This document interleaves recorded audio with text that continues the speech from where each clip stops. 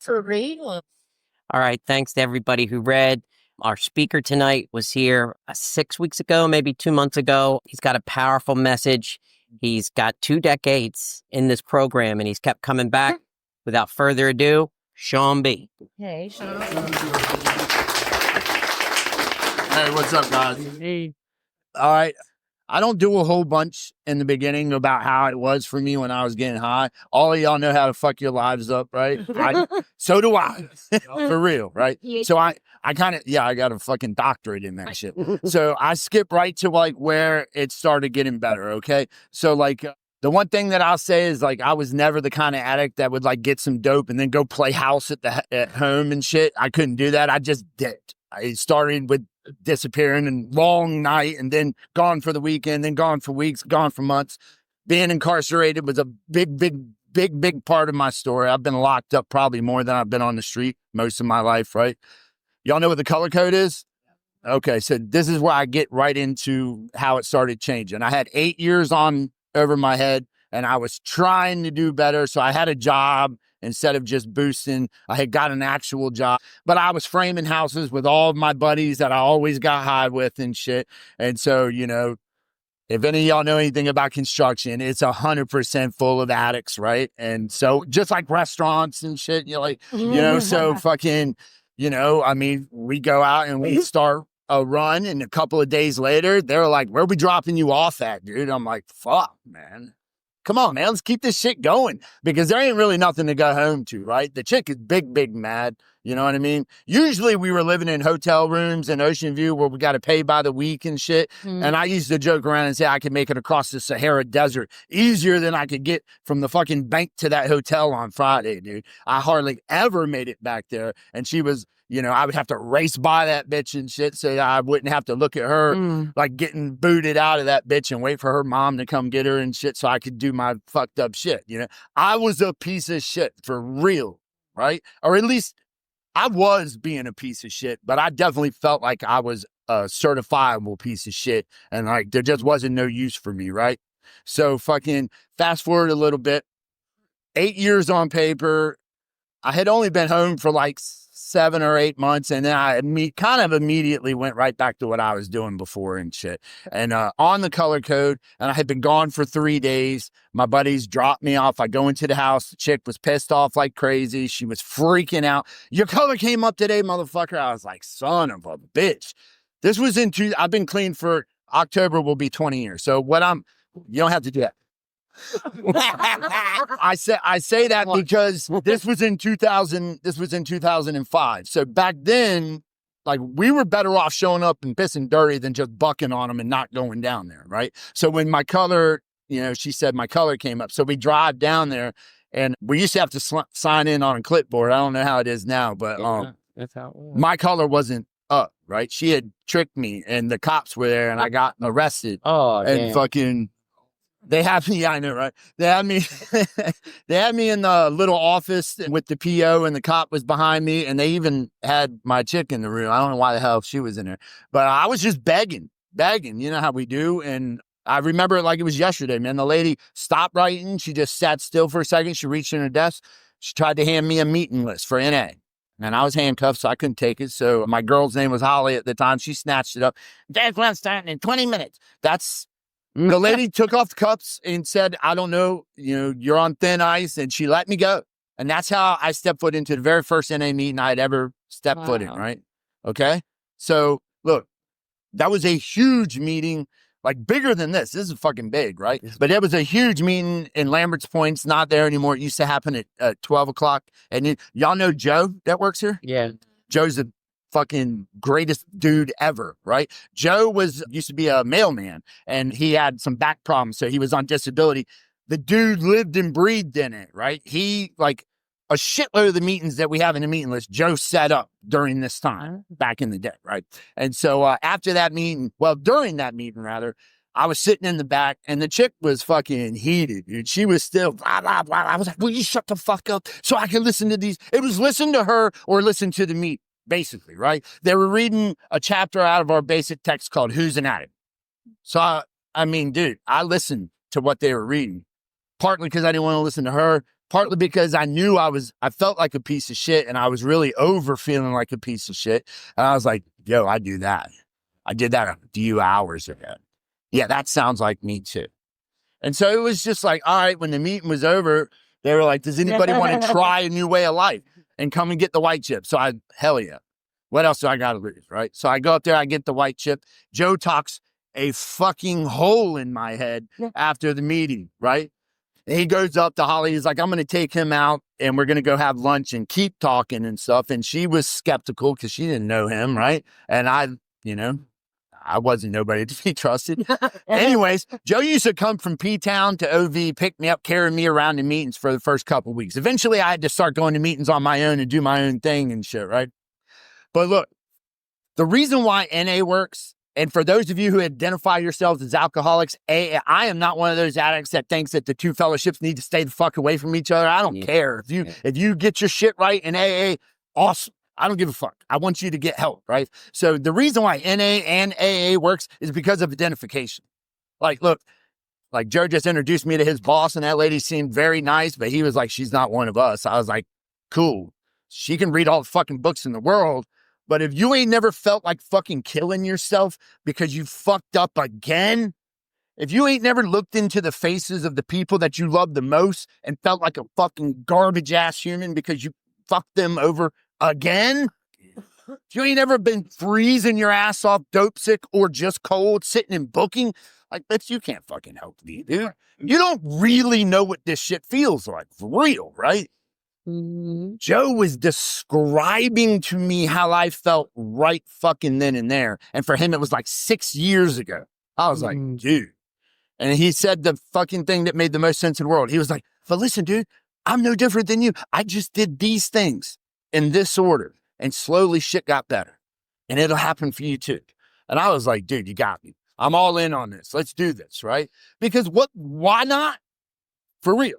Right? So I start going to meetings. I'm doing my thing. I would love to tell y'all that girl was like the driving force that changed my life and we had this Disney fucking movie afterwards, but no, she was still getting high the whole time, right? Yeah. But she used to always be like, no judge would give you custody of this little girl. So I would stay with her just so I would you know what I mean? I didn't feel like I could bounce. So, but God does for us what we can't do for ourselves. And she got knocked off boosting and went to the penitentiary. And so I got custody of my daughter. All right. She was 11 at the time, but we had a 6-month-old because we didn't quite hate each other one particular day, and we got. Y'all know how that goes, right?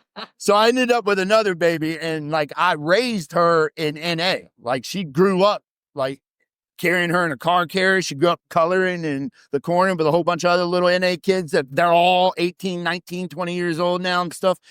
But the 11-year-old, man, I had pissed her off way too many times. I had hurt that little girl's feelings way too many times. And she was one of the real biggest things that kept me getting high. Like, not that, I just didn't give a fuck, but I couldn't stand coming home and seeing that look in her face. It's so much easier to just keep getting high and being a piece of shit and forgetting about, what's really happening around me than to stop that shit and then face everything that I fucked up. That's hard. Getting high is fucking easy as shit. You know what I mean? Y'all know what I mean. That's why y'all are in here. So yeah, she wasn't trying to come with me. So I had the little one. And look, now I'm gonna tell y'all like how the real work happens. And I gotta tell you a quick story. So I ended up meeting another woman, and she comes from a real good family. Like a real good family. Like they make Hallmark movies about her family. Like I don't have any fucking business being around her family, for real, right? But she was going through a custody battle with her ex-husband, and the guy had a lot of money. And so he hired a private investigator to dig up dirt on me. And that was easy to do, right? So I was sitting in the courtroom with her mom and her aunt and her uncle and her sisters and her best friend. And the guy was up there like rattling off, my stuff. And I was like, well, shit, I guess this was cool while it lasted. But no, man, afterwards, her mom was like, Shawn, we just can't picture you doing any of that stuff. And I was like, thank you. You know why? Because that dude's dead. That dude doesn't fucking exist anymore. Now, look, for real, every one of y'all got a version of that dude or that chick. You know what I'm saying? That's the fucking evil twin you got that's ruining your fucking life. The way you kill that motherfucker is with how it works, is with the 12 steps. Look, I'm going to tell y'all how you do it. Those 12 steps, that's the knife, the wrench, the rope, the lead pipe. That's the weapon you use to kill that motherfucker. And I'm going to tell y'all kind of quickly how we do it, right? First step says that we admit we're powerless over our addiction, that our lives have become unmanageable. That's fucking easy as shit to admit and understand in your brain. Like you're sitting in a treatment center right now. Clearly your lives are unmanageable and drugs have been a little bit of a problem. That's an easy thing to understand in your brain, right? But it's a whole different ball of wax when it moves from your brain down into your heart. Like for me, I know for a fact, I'm never going to be able to drink just a couple of beers. That's never going to be me. I'm never going to be able to just do one bong hit. I'm never going to be that guy. And I'm okay with it. That last part. And I'm okay with it. That's the difference between people who come in and out of recovery and people who stick around for a long time. Like if you view recovery like, oh, fuck, this is boring as shit. I fucking hate this. I'll do it long enough to get off the paper, or I'll do it long enough to get my old lady to stop bitching at me. Cool. It ain't gonna work. You know what I mean? I'm cool with it. That part's important. It's scary though, because, hold on a second. I'm running my mouth too much. It's scary though, because I'll just tell y'all how it was for me. Because the whole identity, everything you think you know about yourself, or everything I thought I know about myself was kind of tied up around this image, this dude that I thought I was, right? But that dude was a dickhead. Like, I sat in fucking Norfolk City jail for 6 months with a $500 bond, $50. Mm-hmm. Nobody's coming. You know what I mean? Motherfuckers were happy when I was gone, you know?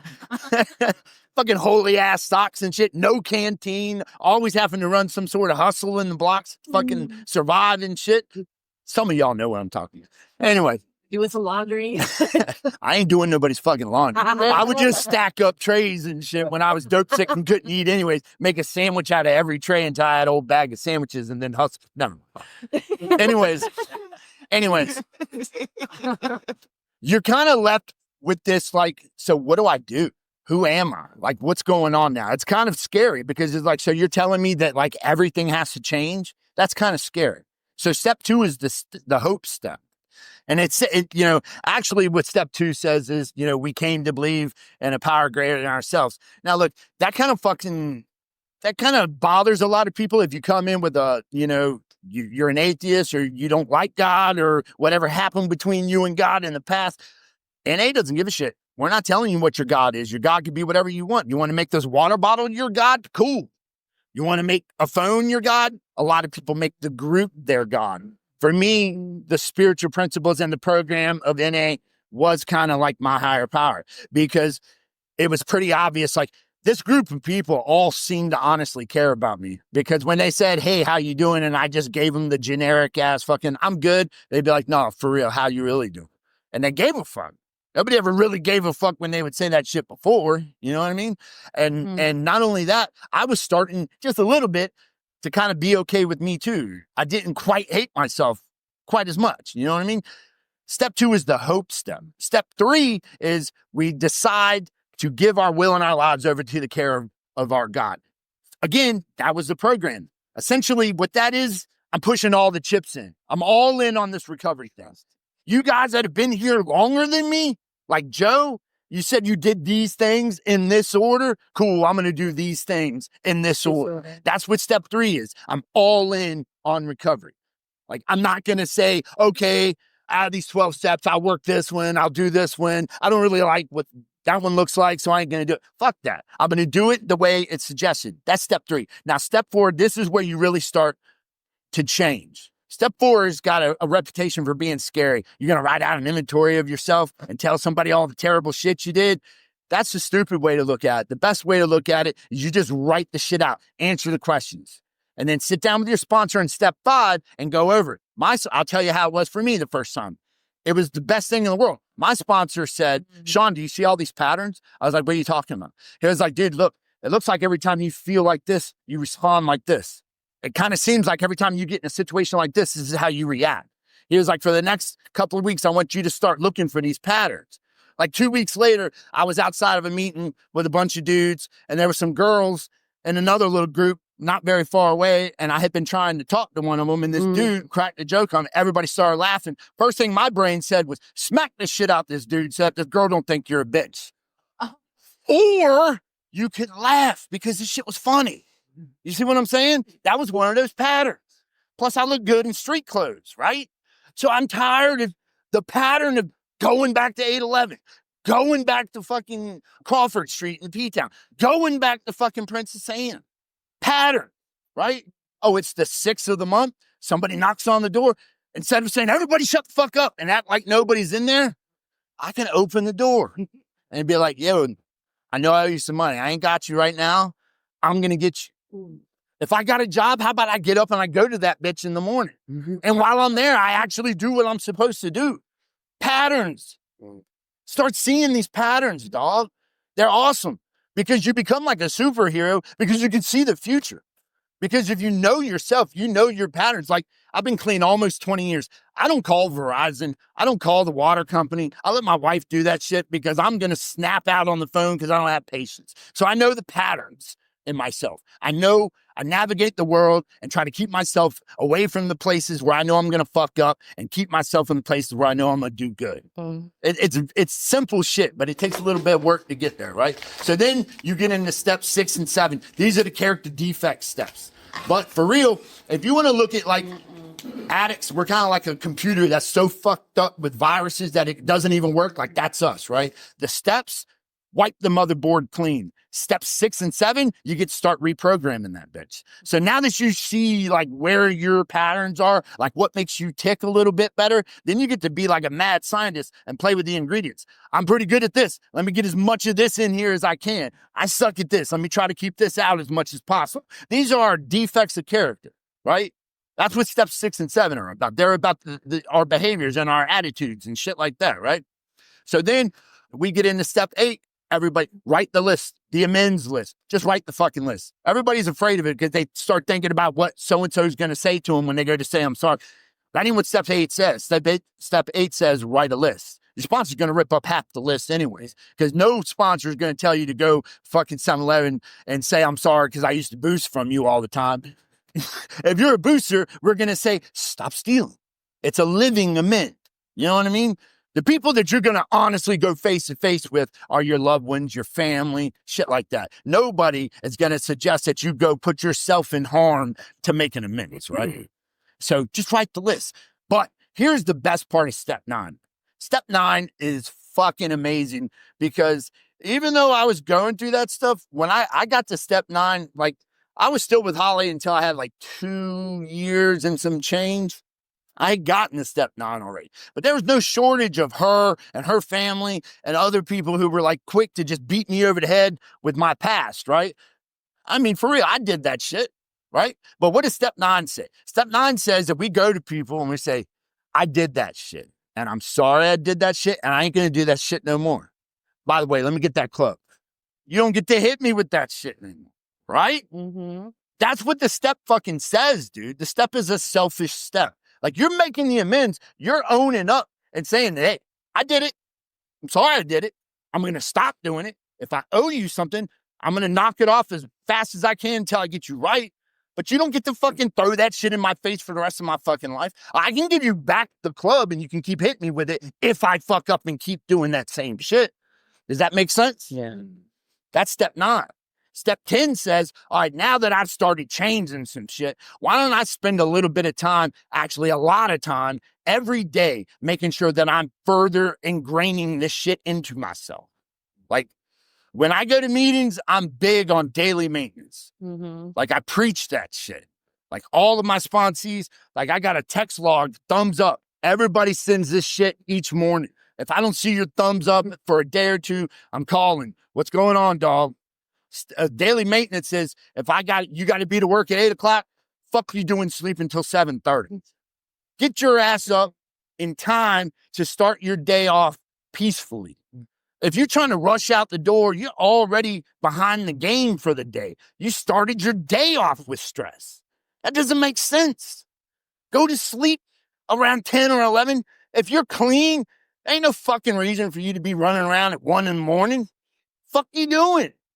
I mean, for real. I live at the oceanfront now. Nothing fucking good happens after 10 o'clock. No. You know what I mean? Ain't shit happening out there that's got anything to do with families after 10 o'clock. No. You know what I mean? The only shit that's happening out there is shit that's going to end your ass up in the back of a fucking car going somewhere you don't want to go, or fucking, continuing a mission that you're on at the time, right? So fucking, you get up early and you start your day with, some in it. If you haven't found your higher power yet, then you started off with some readings. NA's got plenty of readings. So does AA. And my sponsor told me, pray to whatever's there. Something woke your ass up this morning. Something kept you clean yesterday. Even if you don't believe in God, just say, hey, whatever it is, I don't know what you are, who you are. Thanks for keeping me clean. Please help me be as best as I can today. And then go on about your day. Coolest part of daily maintenance is there ain't no time limit on the word daily. That shit could be at 5 a.m. and then again at 10 a.m. Like you can go on and do great daily maintenance in your house this morning and then have a bad day when you start going and then walk around the corner and just do it again. Slow your shit down.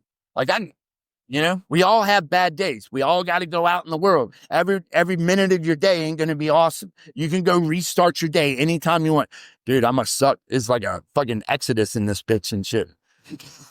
Anyhow, look, then step 11, that understanding of who that higher power is, this is where you start to really understand that guy, that girl, whatever you want to call him. This is the step where you start to really put in some effort on you and whoever that higher power is, getting a relationship with that person. And then step 12 is you come in and you do stuff like this. You want to help other people, right? Like Joe used to tell me, like, all right, come on, we're going to go to lunch. I'd be like, dude, I don't have any money, man. Like, I owe you like 1 million lunches. And he was like, don't worry about it. You don't owe me anything. One day you'll buy lunches. And I do, right? Like I got a pretty nice life right now. I don't need to be here at 7:30 in fucking Norfolk, but I come here because I feel obligated to come try to give back what was freely given to me, right? Now, so I'm going to say a couple more things and then, I don't know, Adam can run it however it gets ran. I want to tell y'all like the way that meetings work, like, because it sounded like when we were doing the readings, a lot of y'all are familiar with meetings, but look, this is what I want y'all to understand. Meetings aren't all the same. Meetings take on the personalities of the home group members. So you might go to a meeting and be like, man, this is really nice. I like this here. But then the next night you might go to one and be like, dude, I feel completely uncomfortable here. I don't like this at all. That's because the meetings take on the vibe of the home group members. And we don't have any fucking dickhead bouncers with a velvet rope deciding who's allowed to come in, right? Everybody is welcome in our meetings. So that means you're going to find some people in there who are just trying to get their papers signed. You're going to find some people in there who are trying, some predators who are trying to get some pussy or some dick, or some people who are hustling. There's all kinds of people in there, right? But the majority of people are in there for the right reasons. So look, you got to use your common sense and figure out who is there doing this thing for real.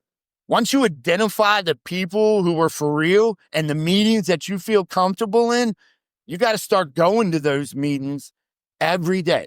The reason why we say 90 and 90 is because like you'll start to feel more comfortable seeing the same people. The same people start to see you. We'll be like, hey, that dude's been over there hanging out by himself for 4 or 5 meetings. We should go make him feel welcome. It's not like we don't do it on purpose. We just we're fucking people, right? We give talking to our friends and everything. Here's another suggestion. My sponsor used to say, you go over there and stand with that group of dudes over there. They look like you. Go hang out. And I was like, what? It's kind of scary. You know what I mean? It's like you're in fucking junior high school cafeteria or some shit all over again and stuff. But the difference is, instead of getting your ass joked to death in junior high, we're going to be like, hey, what's going on? What's your name? Blah, blah, blah, blah, blah, blah. We understand how terrible, scary, and uncomfortable that is, and they're going to fucking welcome you. And that's 100% a fact. Like, nobody is ever going to be like, who are you? Ew, get away from us. It doesn't happen, right? So the last thing that so find the meetings that you feel comfortable in, identify the people who are serious, and then get those people's phone numbers. Because the other thing is this is the second thing. I told y'all the first thing that makes it hard for people to really stay is that being okay with step one. The second thing is this. Everybody has that first really bad day. I don't mean a bad day. I mean like that first terrible day. Like where you just don't like anything. Like, I know how I'm gonna feel, like the fuck this day, that day. Everybody has it. Everybody has it. You know what I mean? Like, I know how I'm gonna feel if I drink this, smoke this, shoot this, whatever. Or I could do something totally different and call some strangers. You might have to call 7, 8, 9, 10 people down the list before somebody answers. But that is the something different in the patterns again. And if you're doing a 90 and 90, you'll know the people. They won't be strangers that you're calling. You'll be more likely to call them. Like the more people you have on that list, the better your odds are. You know what I mean? It's real simple. Now, the last thing I'm going to say, I want to tell y'all like what the Serenity Prayer. We always say the Serenity Prayer in NA meetings. And I think we say it a lot and it kind of becomes cliche, but it's very powerful.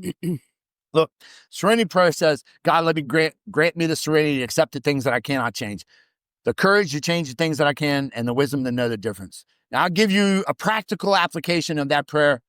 I said this the last time, but I'm just coming through the woods on it. My 50th birthday was in September. My wife took me to Puerto Rico and Costa Rica on a surf trip. It was awesome. And her 50th was in April. Well, just April the 9th. She wanted to go to Iceland. And I don't know what the fuck we were going to do in Iceland, but we were going to go to Iceland, right? That's what she wanted. We were going to go to Iceland. 2 days before Valentine's Day, we got rear-ended and she got her back just obliterated, right? And I was more than a little bit upset, right?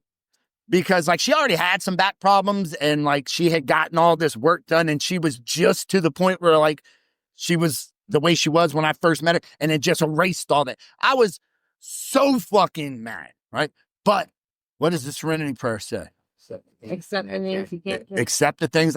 I don't have a time machine. I can't fucking make the accident not happen.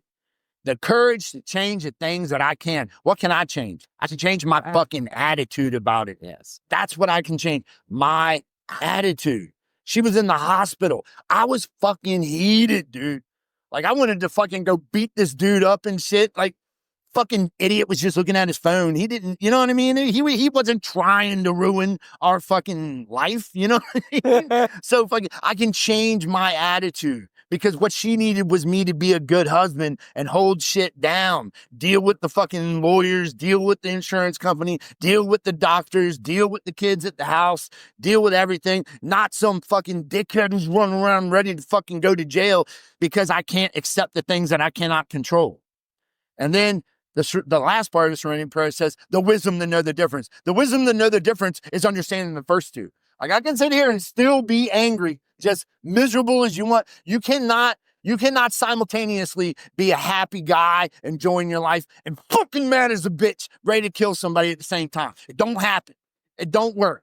It don't work. You know what I mean? So you have to understand wisdom. The wisdom says, I can't be this and this at the same time. I did everything that I could with this, and now I got to accept the results. So once you get that type of shit down, dude, like you start viewing the world differently.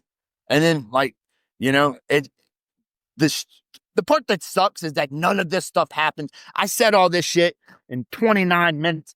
It takes fucking years, man. So if anybody tells y'all early recovery is great, they're lying to you. Early recovery sucks. It sucks so fucking bad, but you eventually get out of it. Look, if you do the stuff just like Joe told me in 2005, if you do these things in this order, the suck starts slowly stop sucking until eventually one day you're like, dude, nothing sucks. Life's pretty good. But it's not going to just stop sucking instantly. Yeah, it needs to keep sucking. I need to use this analogy. Yeah. But y'all understand what I'm saying, though, right? Yeah. All right, cool.